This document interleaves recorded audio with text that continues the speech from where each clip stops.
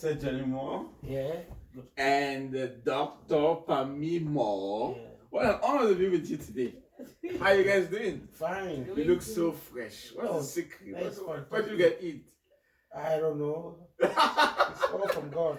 I think you eat good food, right? Yeah. Fresh food, healthy. Yeah. You look really healthy. Yeah. Well, thank you very much. And we try to do organic as much as possible. I knew there was something organic going on.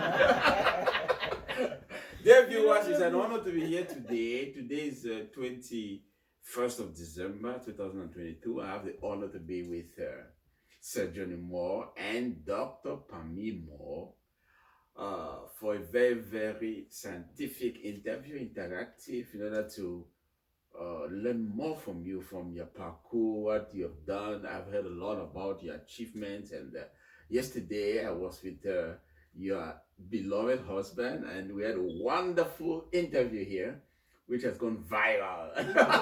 Okay. So today we're continuing. He told me a lot about you yesterday. He said, what I became thanks to my wife. So I said it was not possible for us to just have an interview with just more. We have to go to the person behind the success, you know. So that's why I'm so happy that you accepted my invitation. I'm here on behalf of the Nchumbonga Lekelevak Institute of Research, Documentation, Language, and Culture, which was authorized on the 29th of April in the city of Oklahoma. Oh, wow. And I'm the founder and the CEO. And the aim of this institute is to research about people who have left an impact in society, document what they've done so that their deeds will be immortal, so that the next generation will be able to take about and say, oh, this is what Moore did, this is what Sir Dr. Moore, this is what. So you see, it's very important for posterity. Very, very, very. Especially for Africa. Yeah. Because before we had just oral history. Yeah. Right. This man did this man did this, but now we can watch the video, we can hear the person speak. It gives a powerful impact. So, in order to talk a lot about the introduction, not to make it so long, I would like to begin with Dr. Pamela. Could you tell us a brief history of your parkour? Where were you born? Interesting. Look, at wrong timing. Someone very important is calling me. But I'm going to answer the call a little bit later. Okay. So, but anyway, thank you so much for giving us this opportunity to share a little bit about our background with you. Thank you. And you are very welcome to our humble household. I feel very welcome. I want to use this opportunity to thank everyone and wish everyone a happy Christmas, Merry Christmas, a prosperous New Year. Amen. This is a holiday season, and we are happy to welcome you as our August guest. Thank you. This cold December day, and say happy Christmas to everybody. Thank you so much. I appreciate it. Where do I start? So where were you born? And that's the first important question. Wow, how important. So it's as simple. I was born in Limbe, Fako division of Cameroon. I see. Sometime around the 70s. I'm not going to be that specific. But somewhere around there, in the 70s. By my parents, of course, my parents. My mom felt very sick after my younger brother, when I was probably about 3 years old, right after she had my younger brother, and she just went down. Oh. So basically, I really missed, she was sick for like 4 years, and unfortunately, she passed. Oh. So I was raised by my single father. With the wonderful support of my big sisters, who were, of course, very young girls at the time. How many big sisters did you have? 2. Okay, I see. 2. And Junior, were you the last? No, I have one behind me, so I'm last but one of 7. Oh, interesting. Yes, and my sisters are twin. Oh, interesting. Yes, so they laid that very unique and wonderful foundation in my life. Very supportive. Yes, and very impactful up to this day, which I still very much appreciate. And so that was in Bota CDC camp. I see, I know it very well. Not far from the parish. Yes. Just opposite. Bota, I went to Catholic school, Bota. Right there. So all through my primary school. And that takes me to the next question. You went to primary school there? Yes. For 7 years? Yes. Oh, interesting. Catholic school, Bota. And that school was open, 1939? sometime around that. Yeah. Mm-hmm. An old school. Old school, yeah, 1939 from what I remember. Before I went, it was called RCM School, Bota. Roman Catholic Mission. Exactly. Bota. Wow. So, yeah, I did my primary education there.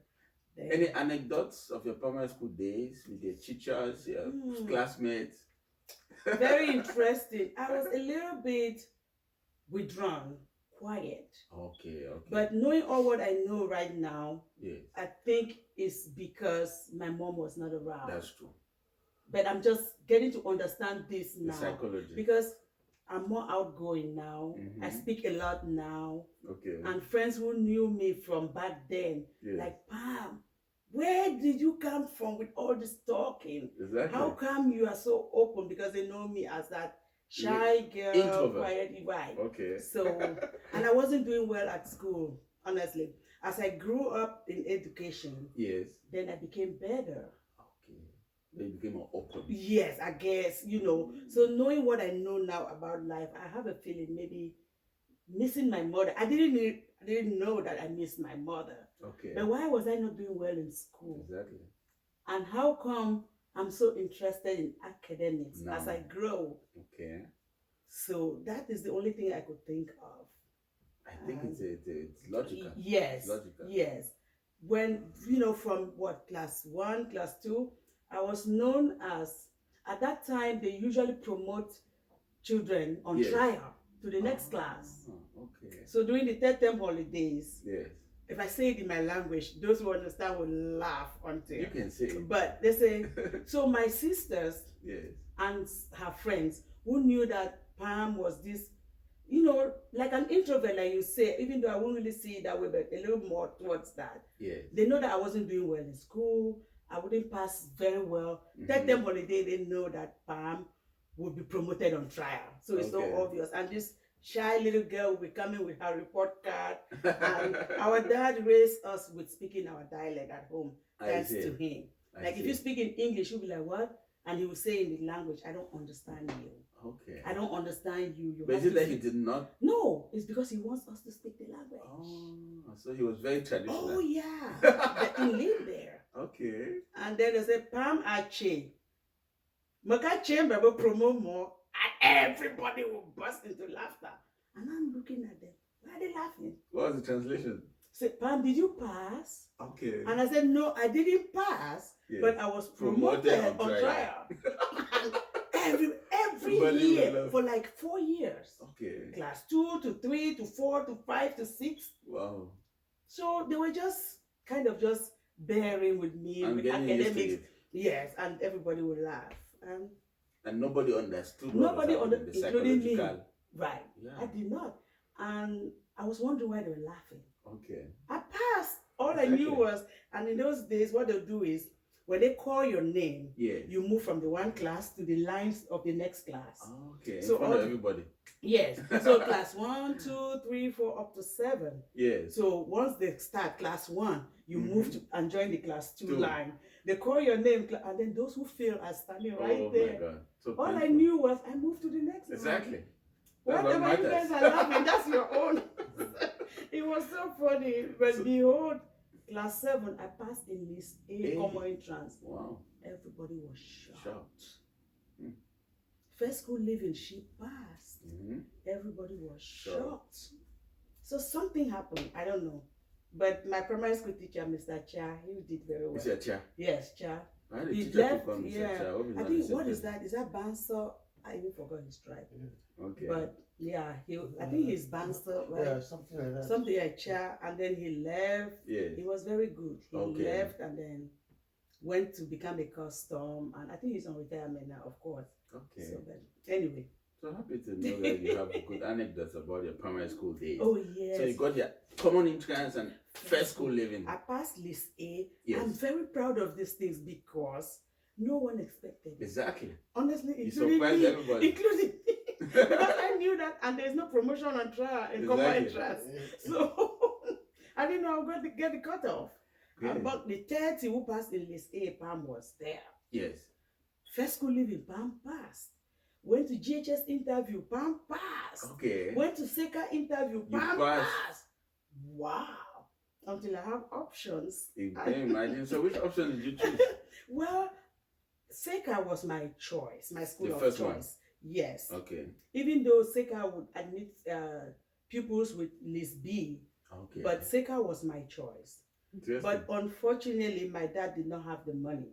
Okay. To send me to Seka at the time. It was a little expensive because my senior brothers were already in BHS. Okay. Those were all mission schools. My other brother was in PHS Kumba. Yes. So my dad was a CDC driver. I see. That's it. He drove the former Chief Mukete. Yes. He was a chairman at the time of CDC. So he could only do so much. Wow. And they were all just happy that I had options. Yes. And then if you don't pass in list A, you don't go to government school. GHS Limbe. Yes. At that time, I don't know how it is now. I guess people just bribe their way into school, right? Oh my God. Yeah. But then it was on merit. Okay. That's like that. Yes. So Yes. It was on merit. And only students who pass in list A will go to GHS Limbe because you don't pay tuition, right? So it's tuition free, it's government sponsored, I see. You know, and all that stuff. So at least we got consolation from So you went there? I went to GHS. Okay. But my dad promised me that in high school, you go to a boarding school. Well, Seka did not have a high school. And somewhere, I think along Form 4, when my senior brother graduated from BHS, my dad wanted to send me to Seka. Okay. He liked the Christmas carols that Seka, you know, the Seka girls would sing. My dad is so humble, very religious, Christian, so he likes those things. And he felt like he disappointed me by not sending me to Seka. Because that was the pride of any girl, the pride of any parent who has a girl child. But I was okay because I understood. Exactly. And GHS had a very nice sports uniform. We used to wear white, and there was Pam, you see, your sports uniform is so nice. you know, Seka, I don't have this sports uniform. Exactly. That's what they used to tell me, and I was so excited about it. My most senior So you moved to Boya? No. Seka is in Limbe. No, I mean you went to secondary school in BHS. I went to high school. Okay, high school. In Kumba. Okay, so secondary school. GHS Limbe. Oh, I see. Everything Limbe. Okay, yes. Okay. So GHS Limbe, but somewhere around Form 4, my dad wanted to transfer me to Seka. Yes. Because my senior brother had graduated. And I said, you know, I'm already in GCE syllabus. Don't worry about it. Let me just finish my Form 5. Okay. Then he said, okay, after Form 5, you go to mission school. And he fulfilled his promise. I went to PHS Kumba and did my high school there. So in Form 5, you got the ordinary level? Ordinary level. Science or arts? Science. Okay. Yes. I wasn't doing, I like history, but history probably did not like me. Okay. Yeah, but I did very well in chemistry and math. And this is thanks to my senior brother, Sam. Who was a scientist? Yes, and that's the VHS guy, Physics, maths, but like, oh my goodness, that guy knows formulas. Oh my God. Yes, and somewhere along that time, it's like everybody was grooming me to become a doctor. Okay. They wanted me to be a medical doctor. And did you did you want it? At that time, yeah. Okay. At that time, yeah. Yes. They were very impressed that Pam is picking up in school. Pam is doing well. And I tell you, from that primary school common entrance, I just kept doing better and better as I go. Wow, impressive. You know, and everyone was just impressed. And so because I was interested in becoming a medical doctor, everybody wanted me to be a medical doctor. So science was the way. And it worked out so well for me. You know, if you want to be a medical doctor, biology, chemistry, physics, maths, all those further maths, you know. So yeah, I did that, went to high school. What were they calling that? PHS Kumba. Okay. Yeah. And you specialize in science. Science, okay. Biology, biochem maths. Okay. Interesting. Yeah. Then wow. So after 2 years, you go to advanced level. My advanced level. Wow. And then, of course, Boya University was there. Okay. But Boya was not good in sciences. They said, it was the science department had not really been well developed. Okay, then. So, yeah. And, what do we do with Next question. Next question.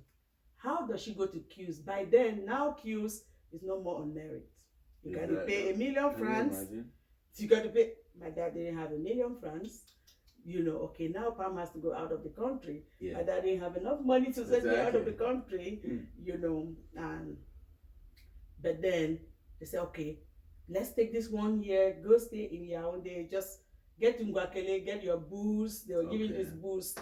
Yes, and then, but they knew that even in Yaoundé, French would be a challenge. For you? Yes. So, and a science student is just so hard. Exactly. And I could not go to Q's, because I don't have £1,000,000 francs. Yes. So go there, let's see what you can do. Okay. Go to Italian classes. I was taking Italian classes in Yaoundé, and just trying to figure out where to go and while my dad is prepping financially on what to do. So you took classes at the Italian Cultural Center? Yes, for a very short time. Then my sister now got these opportunities. She has one of her friends, like a big sister friend who used to work at PMO, Sister Ruth. She was now in Jos. I see. And then because my dad never wanted me to go to Nigeria. Why? That I was so young. Okay. It's so stressful in Nigeria. The risk is too high. Were you 20 or 21? For a girl child, yes, about that. For a girl child, 20. Alone. So, So he was like, oh no. I actually left school. I was about 19. Then in 1 year where I went to Yaoundé, then it was like, oh no. She's still very young. So we're just winding time to see how things were going to go. Okay. But because I had a host family. Yes, that was a good thing. Now that gave my dad some comfort. He said, okay, Ruth, Pam is on you. I see. So that was a Cameroonian family in Jos. Yes. That you knew very well. Yes. Very close. And she's actually here in Maryland. So that's interesting. So you got admission into the University of Jos? So no, I just went there to go look for admission. Oh, interesting. Yes. How did you go? I went by air or by sea my sister or by took road? Me. Oh no, we went by flying boat. Through a condo. Interesting. The experience was so horrible. Scary. Even though I'm so familiar with the sea, I grew up by the sea. Exactly. Right there in Boda. But we had to go through the high sea in Calabar at some point. We went through the creeks. The creeks are okay. But then we went through the high sea because these guys, the way they navigate the water, oh my goodness. Then I was so scared. I came back. When I came back, I told my dad. So the next trip when I went, my dad paid the air ticket. And I realized it was too expensive. Of course. And very stressful. Can you imagine? Because again, now I have to take the air ticket. I'm landing in Calabar. The drive from Calabar to Jos is a whole day. Is it even worth it? It is. And again, I'm growing older, I'm getting matured, and I'm getting stronger. And I'm like, Dad, don't worry, I know the way. I've met people, and Exactly. Yeah. So I did that. So in Jos, you just live with Madam Ruth? No, I lived with them just for 1 semester. Okay. Yeah, I wanted to go to school. Okay. I wanted to go to school. So I struggled, their house, when you have a host family in a place like that, students come in, and I got to interact with a lot of them. Many? Yes, thanks to this, it's a Bangwa lady, Bridget Fongbe. Okay. She came in one day, visited, and she was asking me, we're just talking who I was. I told him why I was there. I wanted to be a medical doctor. I want to go to a medical school. And she expressed the challenges, Then it was Dr. Ayuke Somto, my sister, the host was actually Dr. Ayuke Som, who was living with this auntie of mine. Okay. So she told me the challenges. Getting to medical school is going to take you these years. You have to write JAM. You have to do this. And then she introduced me into medical laboratory technology. And she said, Dad, you're going to get admissions right there with your A-levels, with your background. Okay. And then once you have your degree, you can always just go into medical school right there. Okay. Because you have the laboratory background. Exactly. And then by then you only start maybe like in 4th or 5th year medicine, because you already have the first 4 years, which is mostly the fundamentals in medicines and all the like. And then you have a medical laboratory technology degree, which if you want, you can work in the labs. with that if you don't want to continue. Exactly. So there are two benefits: easy admission, and it doesn't limit your opportunity. To get into medical school. So I was attracted to it, and she helped me. Got admission University of Jos. Okay. Yeah. Interesting. So you spent 4 years in Jos? 4 years in Jos. So I started at the University of Jos. Yes. Then I went to my internship in another town, a little bit outskirts of Jos. Okay. VOM. Those who know Plateau State very well, they know VOM. What they call the Federal College of Animal Health and Production Technology. Okay. So they were doing medical technology as part of their programs. So I went there for 1 year. Yes. But I was more interested in specializing in hematology. Okay. So because which is hematology is just study of blood cells. Okay. Yes. We're looking at blood diseases, looking at all diseases in blood.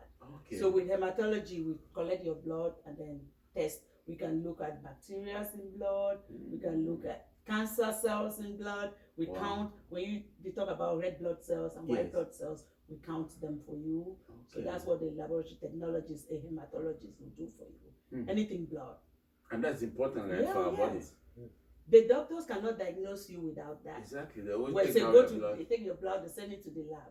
Who are they sending it to? To the medical laboratory technologists. Okay. To run it under the microscope and test for whatever the doctor is asking for. Because you go to visit a doctor, you give the doctor your symptoms, which are considered the clinical symptoms. Okay. I'm feeling this, I'm feeling that, and the doctor says, you may have an infection, and it may be a blood infection. So let's send you to the lab.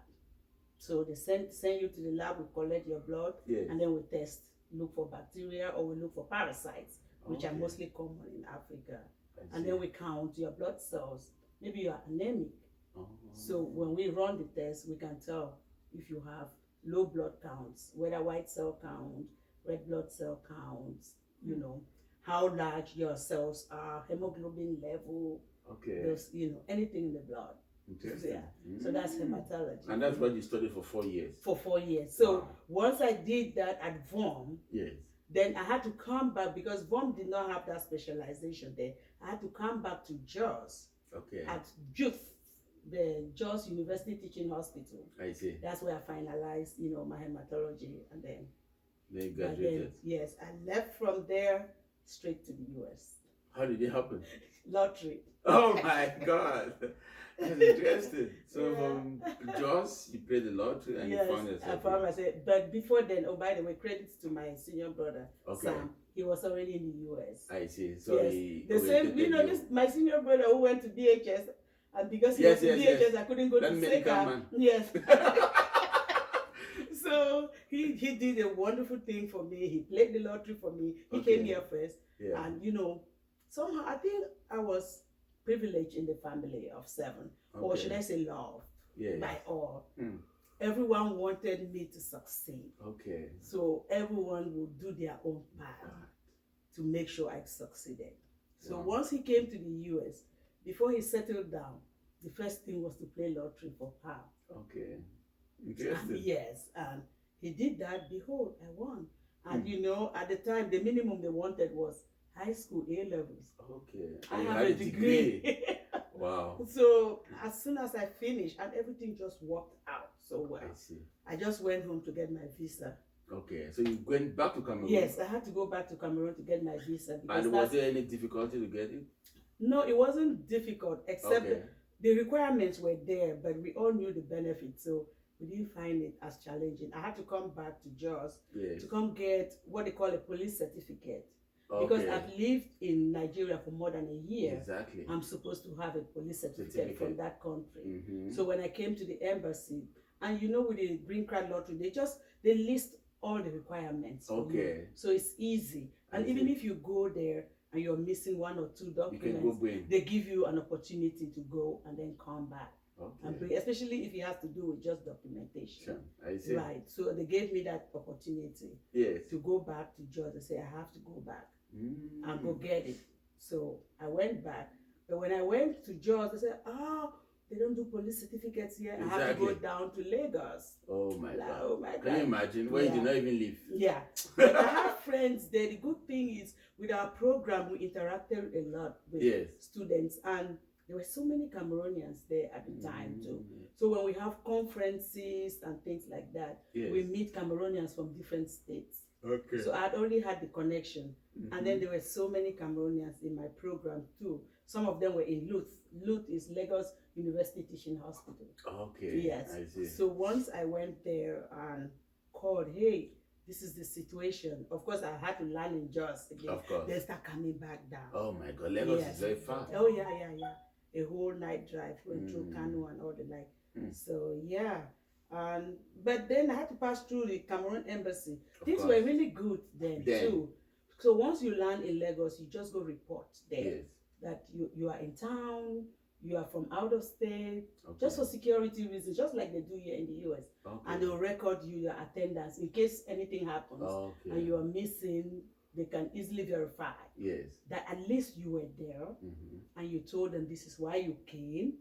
And so there's a possibility you went to this office, you went to this town, and they could look for you. So I did that, but I hung out with some friends, but it took me just about 2 or 3 days. Okay, to get it. Yes, it was relatively seamless. Okay. Yes, I went to the correct police headquarters. You have to get that from the police headquarters in Lagos. I see. I did that and then left from Lagos, just flew right back to Cameroon. Interesting. Yeah. Wow. Yeah. So from Cameroon, you flew to the United States. Where did you land? I landed in New York, JFK. Okay. But that was the airport my brother chose. I see. He was already in Maryland. Okay. But I think he wanted us to see a family in New York, where he stayed briefly before coming here. Or he just wanted that. I'm not quite sure. Okay. But he chose JFK because, I think I remember another reason was he wanted us to have that drive. Exactly. So you can from New York to Maryland, get the American experience, see places. So, that's interesting. Yeah. So he came to New York, picked me up. Yes. I stayed in New York for a couple of days, if I'm not mistaken, or close to a week. Okay. Yes. Spent time with the whole family there, and then came here. Stayed with my brother. Yeah. Good. So when you came here, other questions came up. What will I do? You know, something must always come after the degree.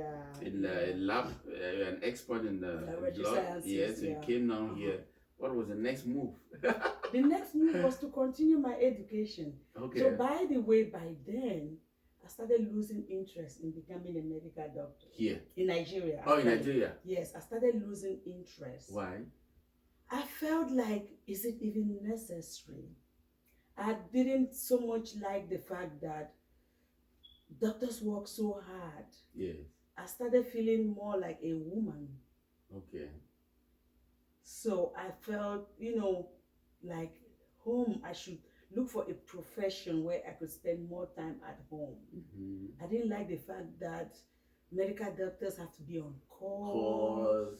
I started losing, but I had not completely lost it. Okay. But it started looking like that's not what I want to do. I see. To the extent where they said, oh, nursing, you can do nursing. I ruled nursing out so quickly like you would never even imagine. I see. Yeah, right there in Jos. So when I came here now, I wanted to continue with lab. Okay. I wanted to go for masters. I wanted to go, and I just have to be a doctor. I see. Okay, if I can't be a medical doctor, what can I do? PhD. Okay. Is there a PhD in laboratory science? Yes. But do I really want to just do lab? So let me take some time and understand America. The system. Yeah, the system, how to integrate myself and my degree. It was a little challenging in Maryland. Okay. Like almost everybody, 1998. Yes. Almost everybody was a nurse. Okay. Okay, the female, let me put it that way. Yes. The female, I think all of them that I knew. Yeah, I've heard about that. They are all into nursing, CNA. Then the men were security. Okay. Of course, we all know you start from something. Exactly. So that's okay. Yeah. But I did not like the idea of nursing. Okay. Every time I talk to someone, they don't know about laboratory sciences. They don't even see why I